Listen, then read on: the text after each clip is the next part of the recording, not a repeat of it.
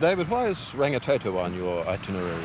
Well, you know, it's one of those places which one has heard about as being almost a model of understanding the development of young vegetation. I mean, here you've got an area which was, well, most people would say destroyed by volcanic activity, but I like to think it was rejuvenated. Out came all this new rock, and then the whole process of succession starts again. And of course it has been well documented, and it is something one has read about. And again, to actually see it for the first time is going to be quite exciting. Auckland's landscape is dotted with 48 volcanoes, all within about 20 kilometres of the city centre. Further signs of volcanic activity are also apparent on a number of islands in the Hauraki Gulf.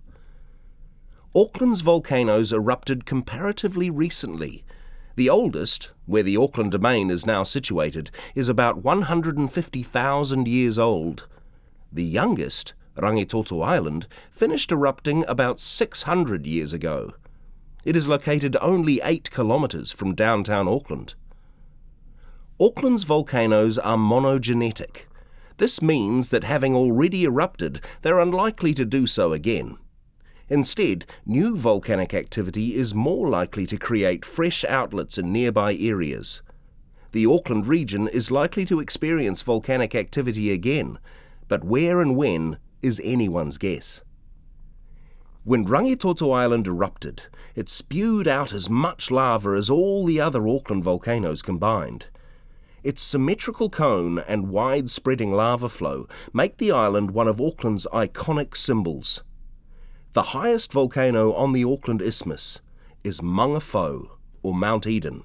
It stands at nearly 200 metres high. The terracing and pits of earlier Māori settlement remain, and its summit is a tourist lookout point. Mangere Mountain, which is over 100 metres high and was also settled by Māori, dominates the landscape of South Auckland. Rangitoto Island first began about 700 years ago with a series of submarine eruptions. As these continued over a century or so, a volcanic cone gradually emerged from the sea. Subsequent eruptions laid layers of scoria and lava on the slopes of the emerging island, building it up into the distinctive volcanic cone you can see today. Many of these eruptions, witnessed by Māori living on Motutapu Island and other nearby areas, would have been spectacular. Rangitoto's name refers to the bloody sky of Tamatakapua, which is probably a reference to the pyrotechnic displays that accompanied the island's creation.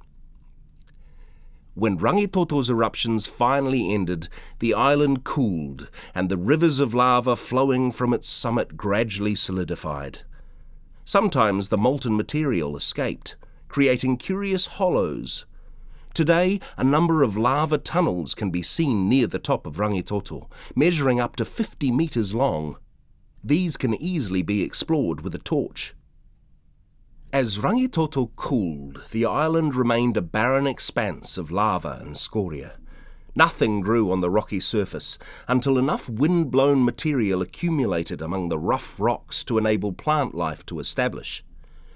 Today, Rangitoto supports the country's most extensive Pōhutukawa forest.